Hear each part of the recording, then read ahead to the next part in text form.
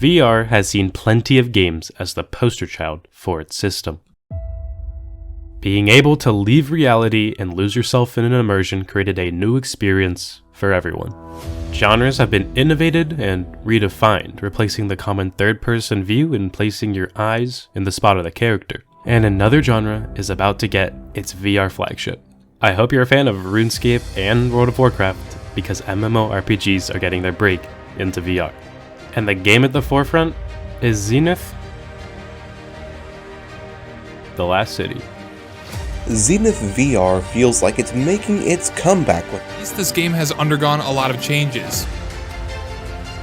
This past year has only seen growth on the PSVR 2. PSVR 2 launching next week. But let's take a step back. Why do we need a game to revitalize VR in the first place? We first have to understand why VR requires the boost that it desperately needs. If you've heard any news about VR in the past year, you've repeatedly been told about one term. Talk about the Metaverse. Imagine you put on your glasses or headset and you're instantly in your home space. It has parts of your physical home recreated virtually, it has things that are only possible virtually, and it has an incredibly inspiring view of whatever you find most beautiful. The Metaverse is the main idea behind Facebook's acquisition of Oculus and its rebranding into Meta. But for pretty much everyone except Mark Zuckerberg, the vision of the Metaverse is one giant joke. But I didn't find any music, and it just kind of walked around in an empty room for a while. Which made me think, oh man, I'd way rather go to a real concert in the real world. People who've tried it just say it's a VR chat ripoff, while the advertising wants it to be much more than that. The Metaverse really is setting VR back. Over the past decade, VR has innovated gaming into a new form, adding new immersion by handing you the controllers and placing you right in the game. But that vision has been slowly fading over time as less innovating games are released and the Metaverse takes the headlines in the news. Perhaps we've reached a limit in innovation in VR, but perhaps we haven't. Although the production of new headsets are getting scarce and quite expensive, games have been the driving force of the VR market. And there's a hidden gem that's looking to revitalize VR as so many games had done before it. And that game is Zenith. As games like Beat Saber redefined rhythm games and Bone Lab redefined the modding community, Zenith looks to redefine a daunting genre, MMORPGs. But it isn't the only one to do that. The VR MMO market is a rising force, and there are some titles up for contention. VR MMOs are quite scarce, and there are only a handful of worthy ones to mention. And in my eyes, 3 are competing for the top spot in the genre, but I think one might trump the rest.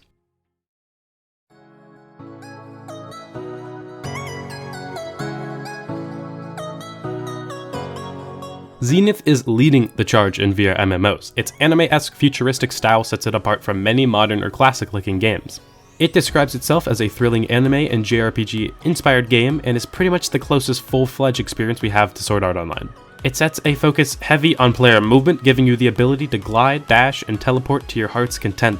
With its large map, it makes it extremely fun to traverse the land. It strives to be the most fleshed out VR MMO, with features like dungeons and raids to give the dedicated players a way to flaunt their playtime. Lore stones spread out around the world, giving us an idea of why the areas of Zenith have been infiltrated by monsters. And the ability to explore anywhere you look set Zenith apart from the rest of the VR MMOs. Currently, it also has the most promise of content. Only being out for a year, it's hit a sweet spot of enough content already added to please players new and old, and a game new enough that there are years ahead of content drops waiting to happen. It puts itself as the most intriguing VR MMO to follow with all the reveals currently happening by the developers.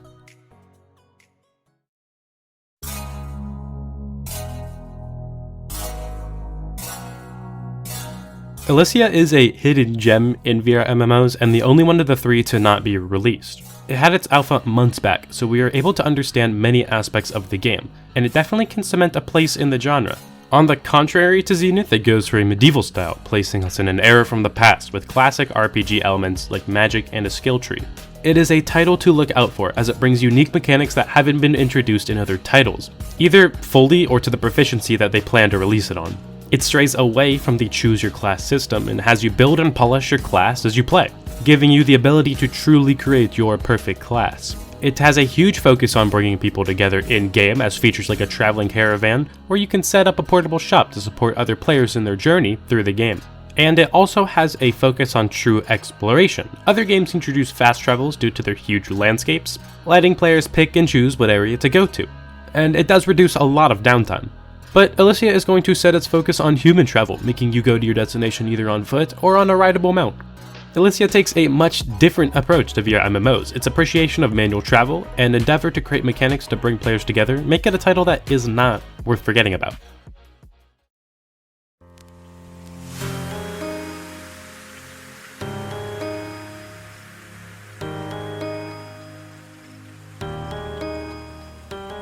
The final VR MMO in contention is Orbis, and it's quite the oddball in this situation. It pioneered VR MMOs, coming out years before Zenith, yet the age is pretty easily shown with the data details. The graphics are simple and more vibrant than the other games, which could be taken in a fun way or a non-detailed way.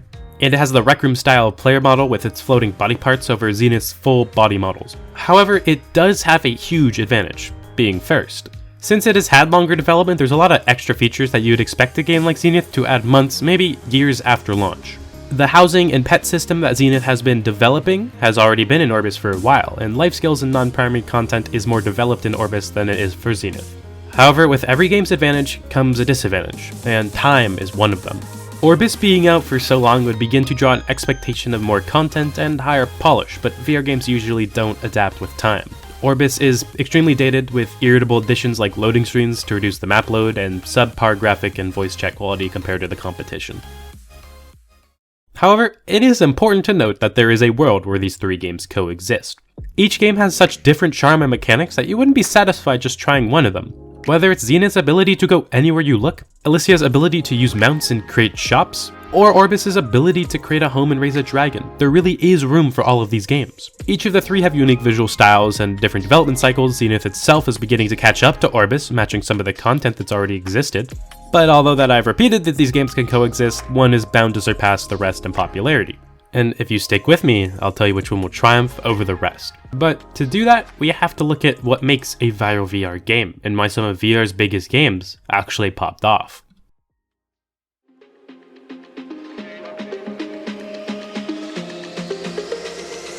I think we're watching in real time what it takes for a game to feel like a AAA title. This game is great. Physics-based games like Bone Lab are the future of immersive VR games. We could all definitely do with some more light-hearted fun games like this. We have seen plenty of VR phenomenons, each bringing a new audience to VR and subsequently creating another bump in VR's interest. Plenty of videos from these games have amassed millions of views, only adding to how big these games are. But why did these games become so popular? It's not actually hard to see why. However, single-player and multiplayer games were required to take a different approach to find the following they have today. I took a look at 3 of the most popular single and multiplayer games and went in-depth on how they shook up the VR market. Beat Saber is in contention for the most iconic VR game. It is one of, if not the highest selling VR game ever. It's really just in contention with Half-Life Alyx, but that has the backing of Valve, a giant in the gaming industry. Beat Saber was an early entry into the VR boom, giving it the benefit of not having as much competition in the VR rhythm game genre. In the early life of Beat Saber, we saw a major instance where player counts skyrocketed, July of 2019. But what happened during that month? Well, we actually have to look at the month before. Beat Saber had finally seen a year of play and was ready to show itself to the world, and if you follow the gaming scene, you know exactly what happens every year in June, E3. Beat Saber had released their Volume 2 music pack for the Oculus Quest launch a few months prior, so had plenty of interest leading up to E3. And with E3's viewership in the hundreds of thousands, it is no wonder why so many players were itching to try out the hottest VR game at the time. And it helps a lot that the Oculus Quest 1 released only a month earlier in May, giving players an easy access into VR, taking out the need for an expensive PC to run VR games. Beat Saber revolutionized rhythm games for the VR market, handing you 2 lightsabers straight out of Star Wars, which everyone knew how to use, and adding an addicting and replayable Fruit Ninja-like game with it.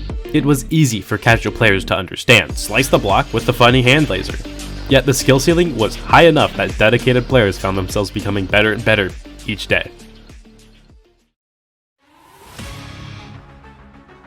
Blade and Sorcery was one of VR's first viralities in gaming. A physics-based sword-fighting game, it is by far the best combat movement game out on the market.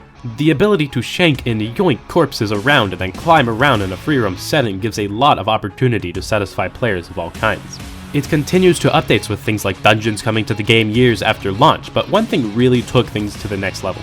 mods. The ability to add whatever players wanted to the game let content run wild, quickly putting Blade and Sorcery at the top of VR viewership. Like, what is this? It gave way to a nearly endless supply of content. It was all up to the community. And with endless content comes, well, endless content. People had extremely creative and sometimes strange ideas to implement into Blade and Sorcery, and people were interested in the shenanigans that these content creators came up with. The ability to make yourself super powerful or try to give yourself a difficult challenge is super appealing, and it is not hard to see why even today this game stands as one of VR's most popular. Bone Lab is quite an interesting game. Think of Gary's Mod in VR. It is a sandbox game in which the gameplay is as endless as the ideas you can come up with. The physics and modding ideas return from Blade and Sorcery. Content for this game is wild. The ability to mod in custom maps have made the most hilarious and sometimes even concerning scenarios. Its endless supply of mods have seen content for this game soar in popularity, and it is a similar boat to Blade and Sorcery. It's easy to see why people are so interested in the game, and it won't be going away anytime soon.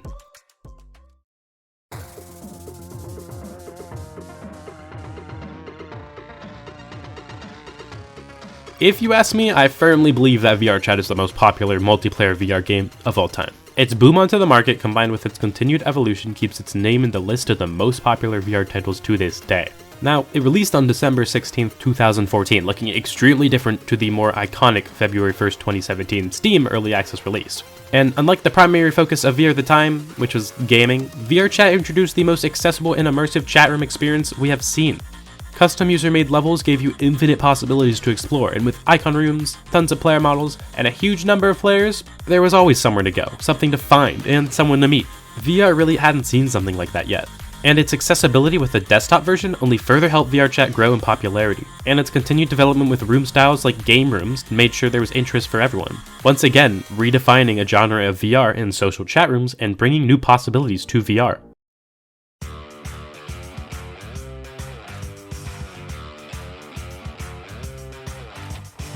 Rec Room is one of the most well-known games for VR and is one of the few big VR titles to go multi-platform. Originally, it was just VR, but now you can find it on desktop and even mobile, innovating accessibility for VR games.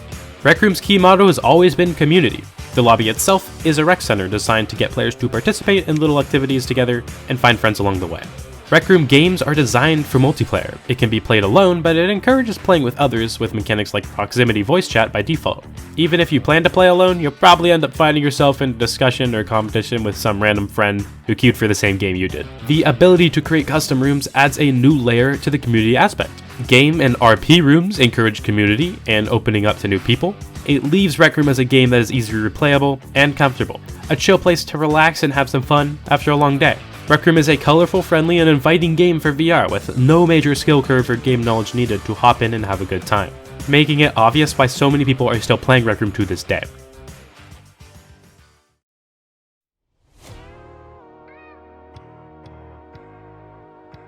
I can't explain this one. But the views are there, so there's a reason why this game is a force in the current day VR market. The game's graphics make it look like it was made for the N64, but none of that matters because players can look past that if the game is just plain out fun.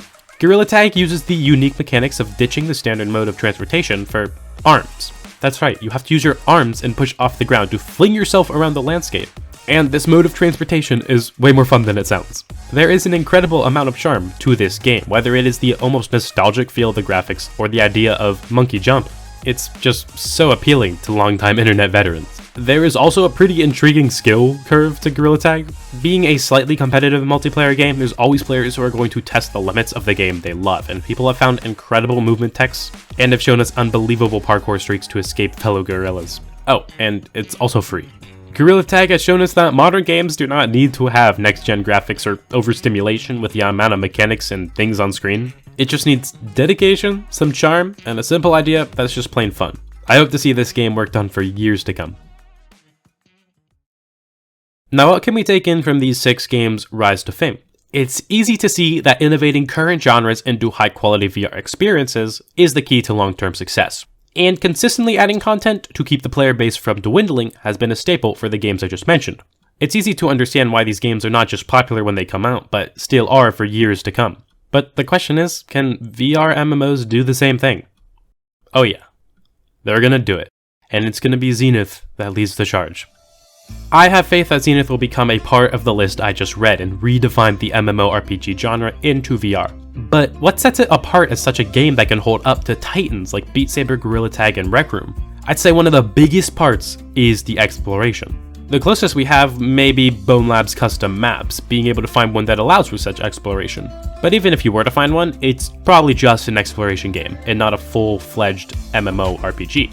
But no exploration map compares to the gigantic map Zenith lays upon you right when you step foot into the game. No workshop, no mods, and the ability to quite literally go anywhere you see with no limits. There are no invisible walls or map edge boundaries, you can quite literally fall off the edge of the map. You don't feel confined and the game feels endless.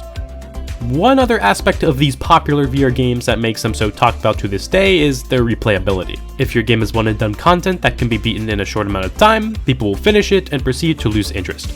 And sometimes that's the goal of the game, but for a VR game looking to last well over the next 5 years, that is a goal Zenith does not need to achieve. Over this last year, Zenith has added a load of replayability. The best armor in the game requires lots of dungeon grinding, which could take plenty of hours. And to easily beat that dungeon, you are going to want to get other high-end armor sets, which require even more dungeon grinding. And even if you're not in the dungeon crawling mood, you have plenty of other options to explore. Creature catching is an activity open to you at the beginning of the game. Your first agent rank reward gives you 30 capsules, making sure you can experience this game mechanic early. There are plenty of creatures to catch and a pet mechanic for catching a breed enough times. Gathering and cooking ingredients also has a counting mechanic, giving you 1, 2, or 3 stars depending on how many times you cooked or gathered. The more stars you get, the more quests that Brim lets you take, and that usually gets you new recipes, further increasing the replayability in a different aspect than combat. Safe to say, we can check off replayability. The game appeals to all kinds of VR players, and there really is something for everyone. The other key aspect that these VR games share is one that Zenith has not really taken full advantage of yet: customizability. We have seen slow strides towards more customizability with character creation, cosmetic sets, and very soon housing. The majority of games I mentioned have some form of customizability. Beat Saber took off with its custom songs, Rec Room with its custom rooms, and Bone Lab with its custom mods.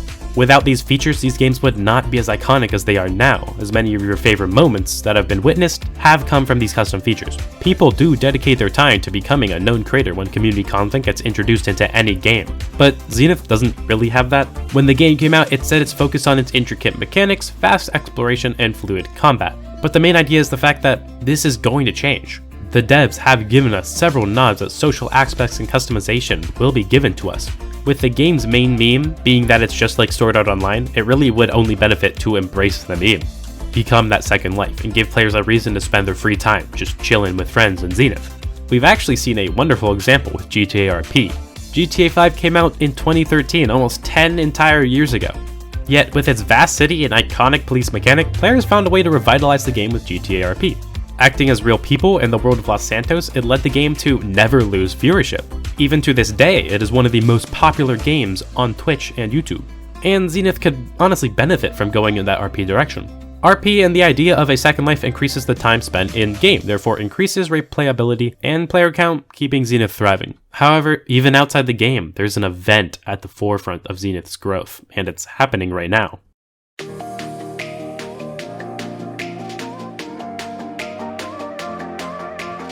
Zenith has the honor of being a launch title for the PSVR 2. I've gotten plenty of comments of people excited to try out the game with the launch of the new headset, and there are a lot of reviews online praising the device. A new influx of players are here, and a lot of them will be on for hours a day grinding to level 40. There will be new players, new content, and new ideas flowing through the Zenith ecosystem. So not only will it bring in new PlayStation users, but with the new content and reach, it'll expand to more people on every platform. Yet another step to preserve Zenith and keep the growth stable. You may also ask why I'm so optimistic about this headset in particular. And that comes down to one thing: the wide reach potential. Quest and Quest 2 summarize this perfectly. When you don't need a $1,000 gaming PC to play VR, it lets a wider audience experience VR. And with the incredible sales of every PlayStation console, there is a lot of people to reach. More people are open to trying VR, and in turn, Zenith.